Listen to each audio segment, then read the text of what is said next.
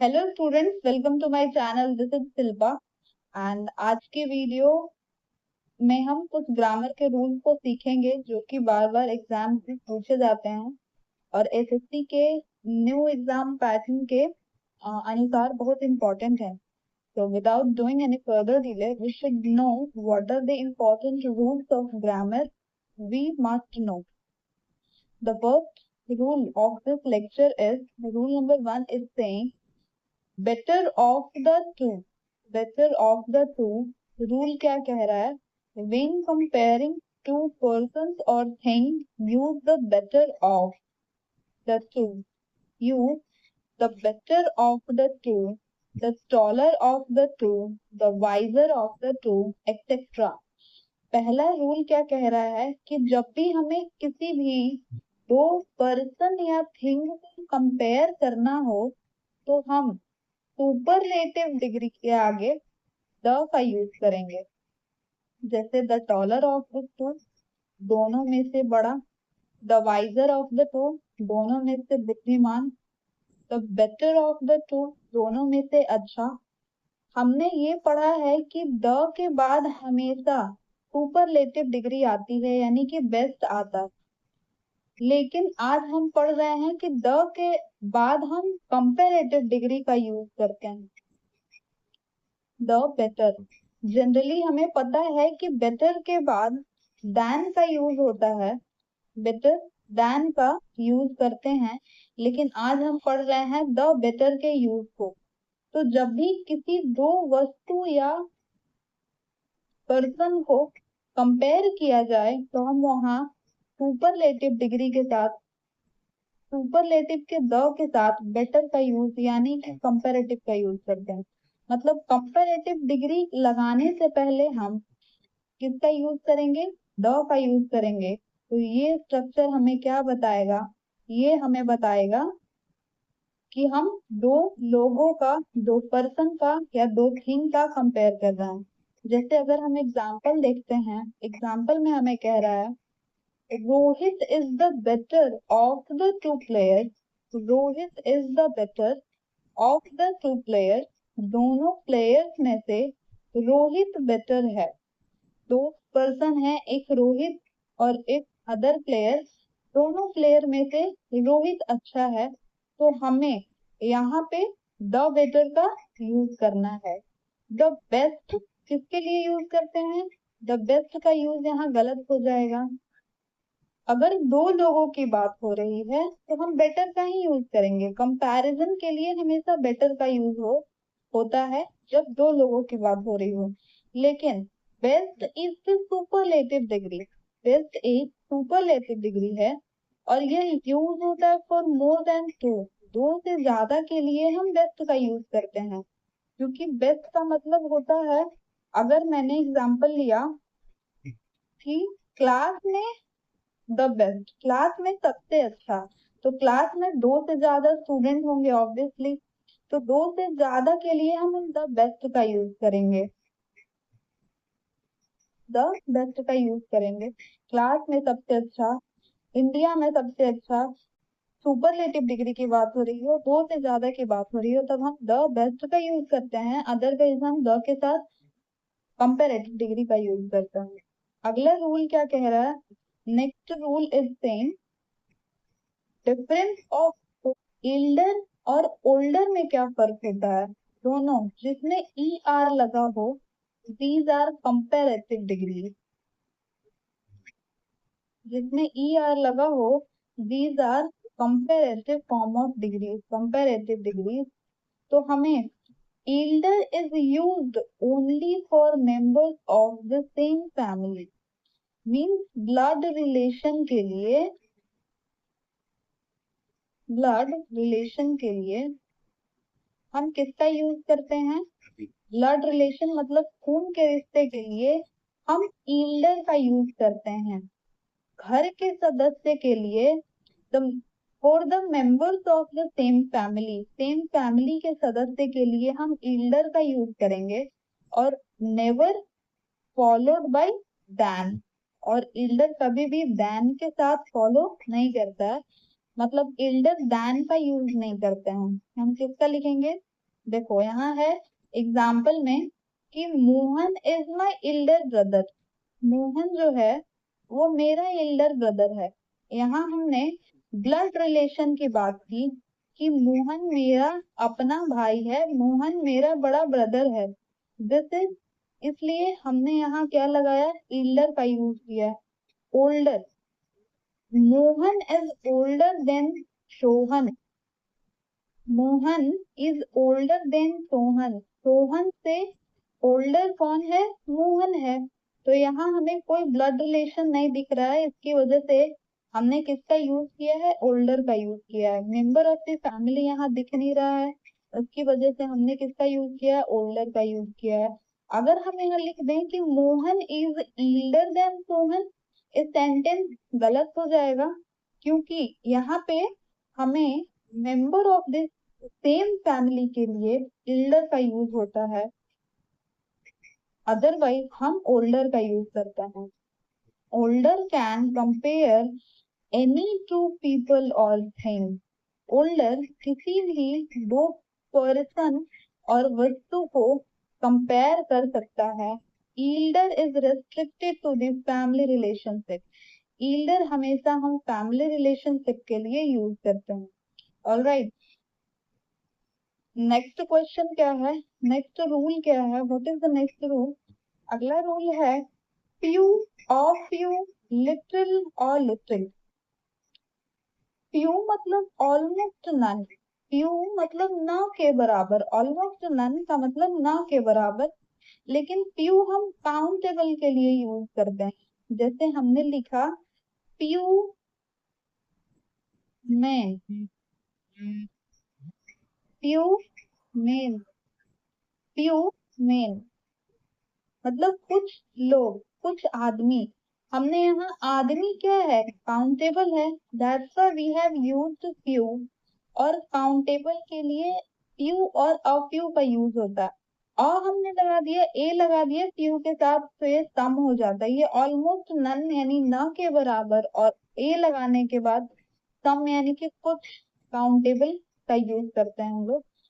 मतलब कि फ्यू का यूज किसके लिए होता है? काउंटेबल के लिए होता है। Few is used for the countable, जिसको हम गिन सकते हैं, जो गिना जा सकता है। और little is used for uncountable, uncountable. Little uncountable के लिए यूज होता है, फ्यू काउंटेबल के लिए यूज होता है।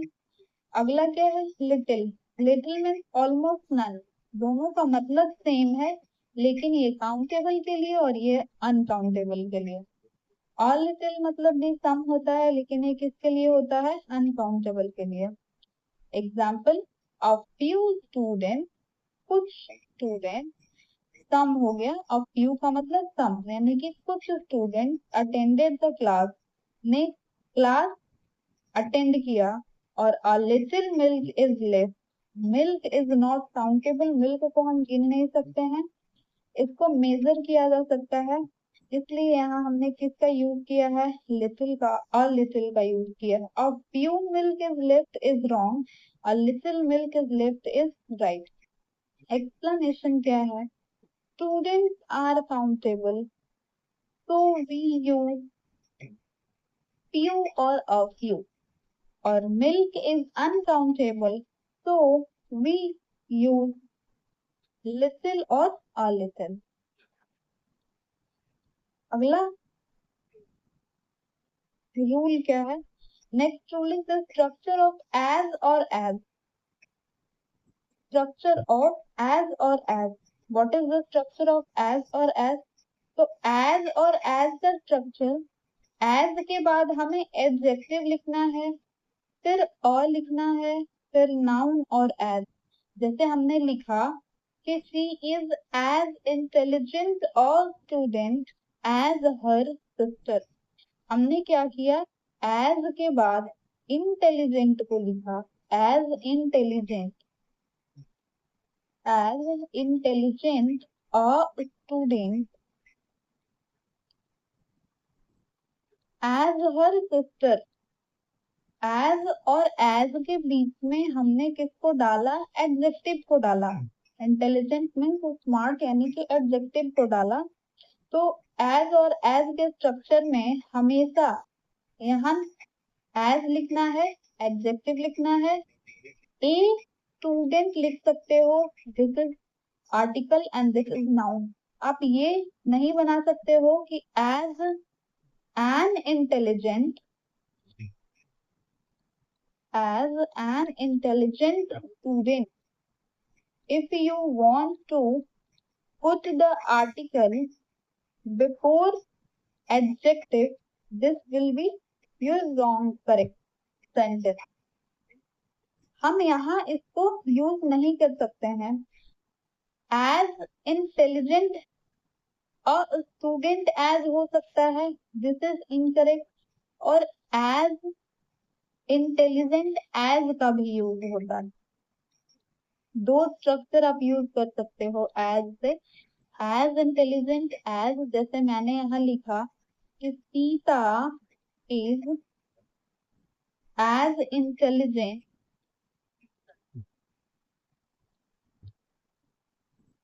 एज गीता। तो हमने एज का कॉम्बिनेशन लिया और बीच में एडजेक्टिव डाला कि सीता जितनी स्मार्ट है उतनी गीता भी है। तो ये करेक्ट सेंटेंस फॉर्मेशन है।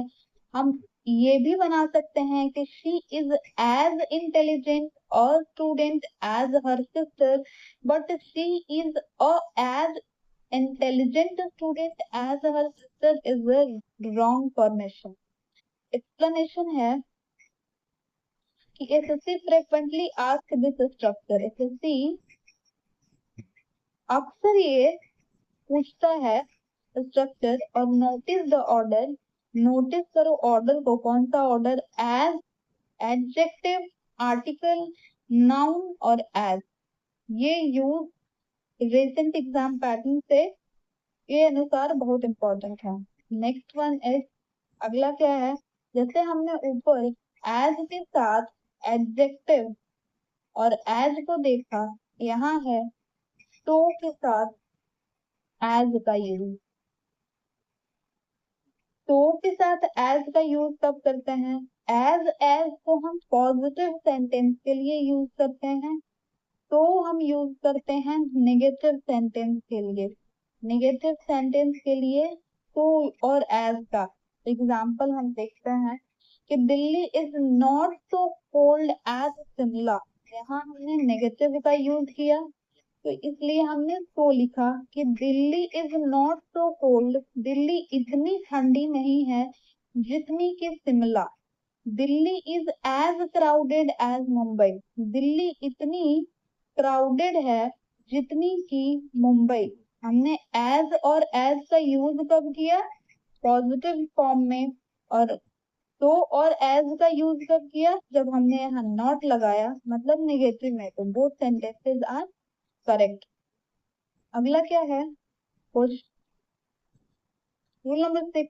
अगला क्या है, rule number 6, article before comparative degree. Article before comparative degree में हमने पढ़ा था कि सबसे पहले डेफिनेट आर्टिकल द का यूज कंपैरेटिव डिग्री से पहले।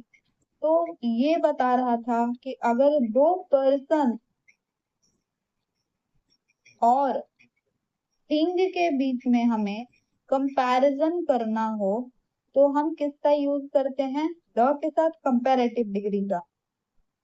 इस वाले रूल्स में कह रहा है कि द के साथ कंपैरेटिव का यूज करो, फिर से द के साथ कंपैरेटिव का यूज करो। एक ही सेंटेंस में अगर दो कंपैरेटिव दिए हुए हों तो ये बनेगा सेंटेंस कि द मोर यू प्रैक्टिस, जितनी ज्यादा प्रैक्टिस करोगे, द मोर यू बिकम, उतना ज्यादा आप अच्छा बनोगे। तो हमने यहाँ द के साथ मोर का यूज किया, यानी कि द के साथ कंपैरेटिव का यूज किया। तो हम हमेशा यहाँ बेटर डायरेक्ट नहीं लिख सकते हैं। ऐसा नहीं होगा कि the more you practice better you become. You have to mention here the definite article. So here the is not a definite article. It means how much. It means by how much. The यहाँ definite article की तरह use नहीं हो रहा है, the यहाँ किसकी तरह यूज हो रहा है, हाउ मच के लिए यूज किया जा रहा है कि जितना, कितना आप प्रैक्टिस करोगे, तो जितना ज्यादा आप प्रैक्टिस करोगे उतना ज्यादा आप अच्छे बनोगे। तो इस सेंस में भी हम कंपैरेटिव डिग्री का यूज करते हैं। अगला रूल क्या है, रूल नंबर 7, सच के साथ दैट और सो के साथ दैट। तो के साथ अगर तुरंत दैट आता है तो इसका मतलब होता है ताकि, ताकि, ठीक है। और तो यहाँ दिया है रूल में, सच के बाद नाउन, तो के बाद एडजेक्टिव, तो के बाद एडजेक्टिव, जैसे हमने पढ़ा था कि एज के बाद एडजेक्टिव फिर एज लिखते हैं, और तो के बाद, तो किस सेंस में, निगेटिव सेंस में पढ़े थे, यहाँ एडजेक्टिव और फिर एज लिखते हैं। उसी तरह से it was such a difficult paper, यह इतना डिफिकल्ट पेपर था, दैट कि नोबडी फिनिश्ड इट, कोई उसे फिनिश नहीं कर सका। इतना डिफिकल्ट पेपर था, it was such a difficult paper. Complex बनाने के लिए हम क्या लिख रहे हैं, सच का यूज कर रहे हैं कि सच ए डिफिकल्ट पेपर, बहुत डिफिकल्ट पेपर था कि कोई भी सॉल्व नहीं कर सका। इतना डिफिकल्ट कि, इतना कि कोई सॉल्व नहीं कर सका। दूसरे वाले सेंटेंस में है, the paper was so difficult, paper इतना डिफिकल्ट था कि नोबडी फिनिश्ड इट, कोई उसे फिनिश नहीं कर सका। एक्सप्लेनेशन है कि यहाँ तो का हमने यूज किया तो भी सेम मीनिंग हुआ, और हमने सच का भी यूज किया तो भी सेम चीज निकली। यहाँ सच डिफिकल्ट पेपर, बहुत कठिन था, और यहाँ बता रहा है कि इतना कठिन था कि कोई उसे फिनिश नहीं कर पाया। तो यहाँ बहुत कठिन था, it was too difficult, it was such a difficult paper that no one can solve it। तो सच मॉडिफाई करता है किसको, नाउन को। सच यहाँ डिफिकल्ट पेपर के लिए लिखा गया है, तो सच किसको मॉडिफाई कर रहा है, नाउन को। और एडजेक्टिव को तो मॉडिफाई करता है, so difficult that nobody finished it। इसमें पेपर की बात हो रही है कि सच अ डिफिकल्ट पेपर, मतलब कि बहुत कठिन पेपर था। तो इसमें नाउन पे एम्फोसिस पड़ रहा है, इसलिए हमने किसका यूज किया है, सच का यूज किया है। यहाँ क्या है, so difficult, the paper was so difficult, तो के बाद सिर्फ एडजेक्टिव है, तो इसलिए हमने यहाँ सो दैट का यूज किया है। I hope guys you understand concept. अगला हमारा कौन सा है, अगला है rather than। rather के साथ किसका यूज, than। रूल क्या है कि after rather than use the base form of verb. Base form क्या होती है, वर्ब की फर्स्ट फॉर्म को हम बेस फॉर्म बोलते हैं। rather than यूज करने के बाद हमेशा बेस फॉर्म ऑफ वर्ब का यूज करते हैं। I would rather stay at home than go outside। मैं घर पे रुकूंगा बाहर जाने की बजाय, मतलब मैं घर पे रुकना पसंद करूंगा, बाहर जाना पसंद नहीं करूंगा। यहाँ हमने rather का यूज किया रुकने के लिए, than का यूज किया नहीं जाने के लिए, than go out। I would rather staying at home is incorrect। rather के बाद हमें than को मेंशन करना है, ताकि हम दिखाना चाहें कि मैं बाहर जाने के बजाय घर पे रुकना प्रेफर करूंगा। अगला क्या है, एक्सप्लेनेशन है, आफ्टर वुड रैदर। एक्सप्लेनेशन क्या है, after would rather never use ING. एक रैदर देन का होता है यूज, रैदर के साथ देन पेयर का यूज होता है। एक would rather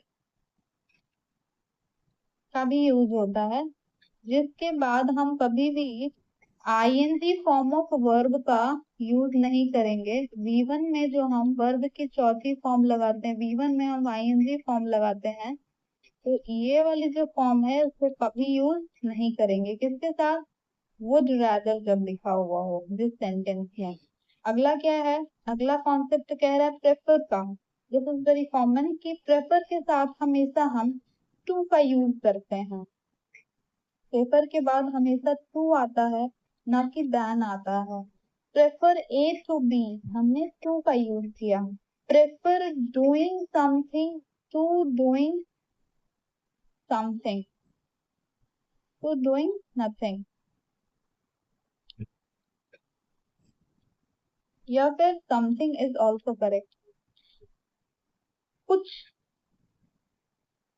prefer doing something, कुछ करना अच्छा होगा कुछ करने से या कुछ नहीं करने से।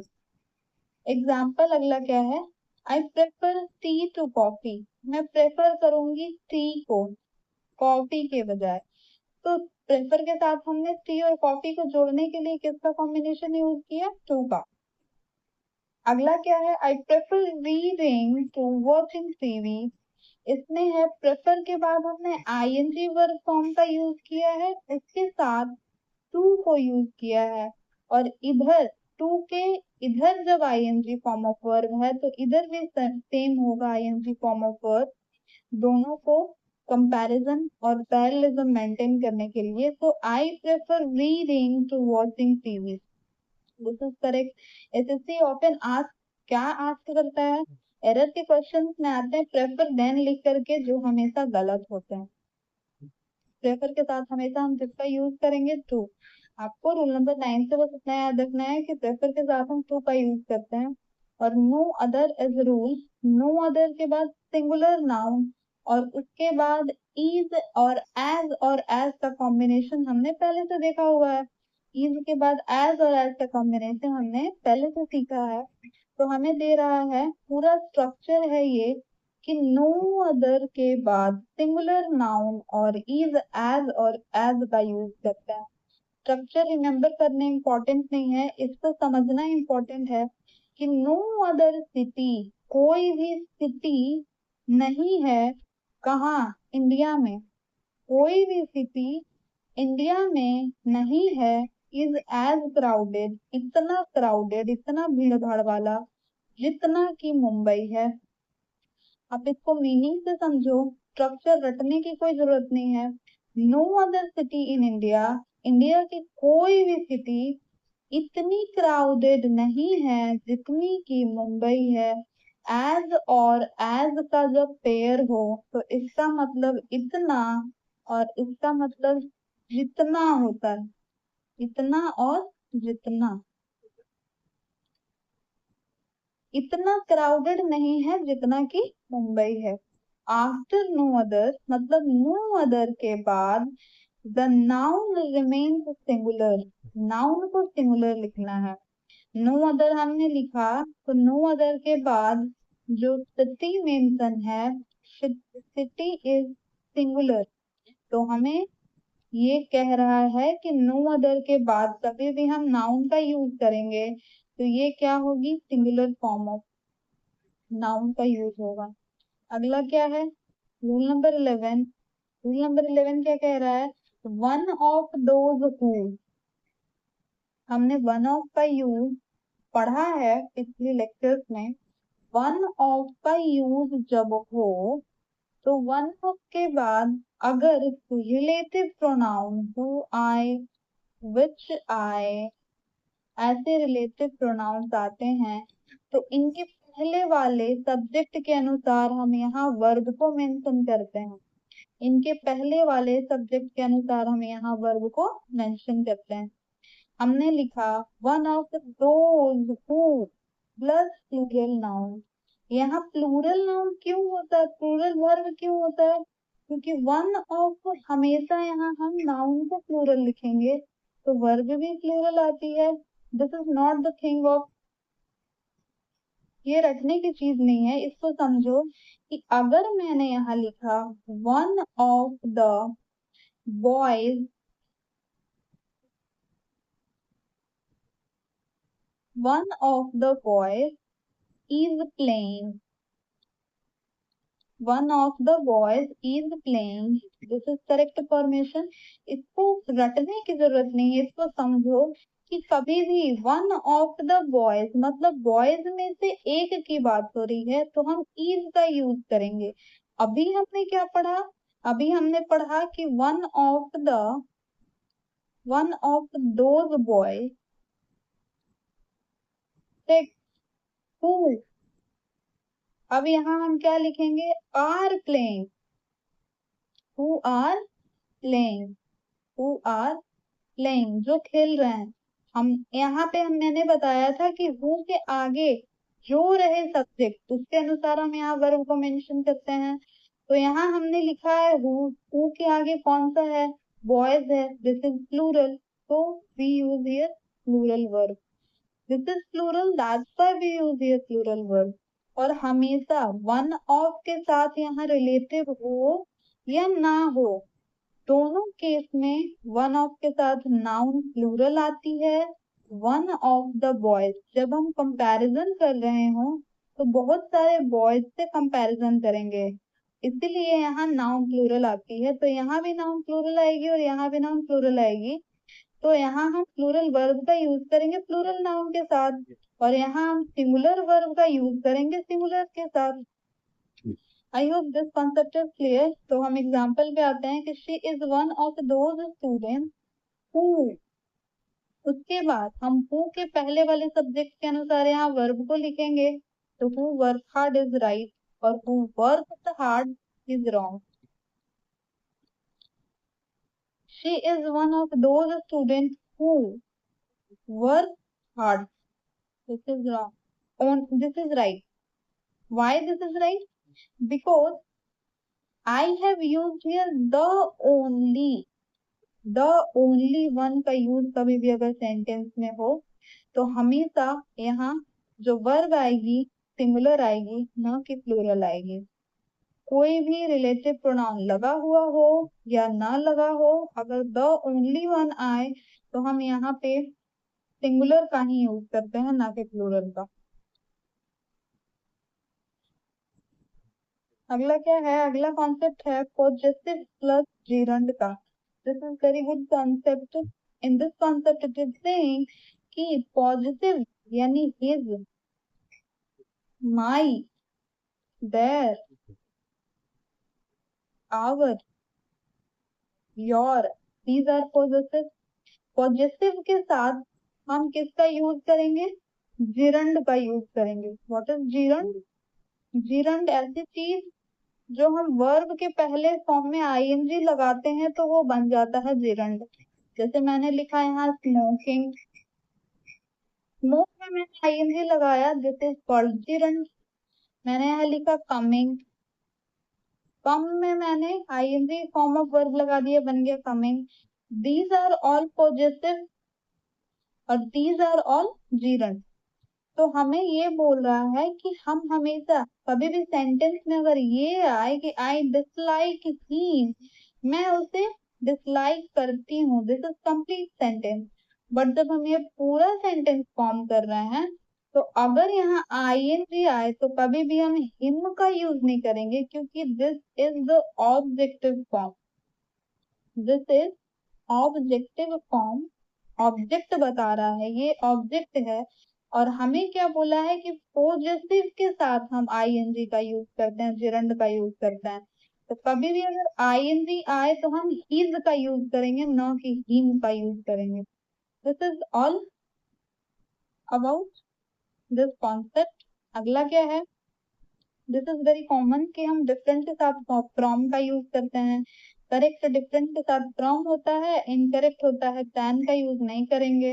एसएससी फॉलो करता है फ्रॉम को। तो this book is different from that one. हमेशा अगर आए तो डिफरेंट के साथ किसका यूज होगा? फ्रॉम का यूज होगा, और किसी चीज का यूज नहीं होगा। This is all about this concept. अगला क्या है? कॉन्सेप्ट नंबर 14 क्या कह रहा है? रूल नंबर 14 में हमने कुछ प्रिपोजिशन, कंफ्यूज प्रिपोजिशन को रखा है जो कि बार बार एग्जाम्स में आते हैं, जैसे good at, interested in, married to, responsible for, capable of, prefer to, accused of, complain about, insist on, or object to. These are all fixed preposition, confusing preposition, इन सभी के साथ हमेशा यही प्रिपोजिशन का यूज होगा जो यहाँ पे मेंशन है। जैसे अगर मैंने एग्जांपल लिया कि he is good at mathematics, अगर आप यहाँ इन का यूज कर दोगे तो ये गलत हो जाएगा। हमेशा जो सब्जेक्ट होते हैं उसके आगे हम एट का यूज करते हैं, या स्किल्स हो उसके आगे भी हम एट का ही यूज करते हैं, न कि इन का यूज करते हैं। ओके, तो from exam point of view prepositions are mandatory for you to learn। अगला क्या है, 15 नंबर कह रहा है certain rules of किसके, articles. Articles with certain expression. कौन कौन से आर्टिकल के एक्सप्रेशन होते हैं, जैसे अगर हम सेंटेंस को ब्यूटीफुल बनाना हो, सेंटेंस को थोड़ा अट्रैक्टिव बनाना हो, अगर आपने कोई अच्छी चीज देखी तो आप क्या बोलते हो, क्वाइट वर्ड का यूज करते हो, सच का यूज करते हो, मैनी का यूज करते हो, वेदर का यूज करते हो। किस फॉर्म में, किस पैटर्न में यूज करते हैं, हम यूज करते हैं quite a, rather a, such a, many a। इसे मैंने लिखा कि such a beautiful girl, I saw such a beautiful girl today। quite a long journey मतलब बहुत लंबी जर्नी। लॉन्ग जर्नी को हम डिफाइन करने के लिए क्वाइट का यूज कर रहे हैं। तो क्वाइट के बाद हम ए का यूज किए हैं, दिस इज आर्टिकल। सच के बाद मैंने ए का यूज किया है, रादर के बाद भी ए का यूज हुआ है, और मेनी के बाद भी ए का यूज हुआ है। इसमें ये भी कॉन्सेप्ट है कि मेनी अगर हो तो हमेशा ये क्या होगा, हैज हैव, यानी कि सिंगुलर आएगा ना कि प्लूरल आएगा।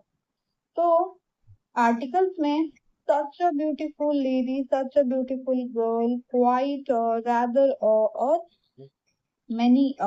These are, so this is all about today's video. I hope guys you found this video helpful, because these all rules are based on the new pattern of SSC exams and also very important for the all competitive examination. So if you found this video helpful, do like, share and subscribe.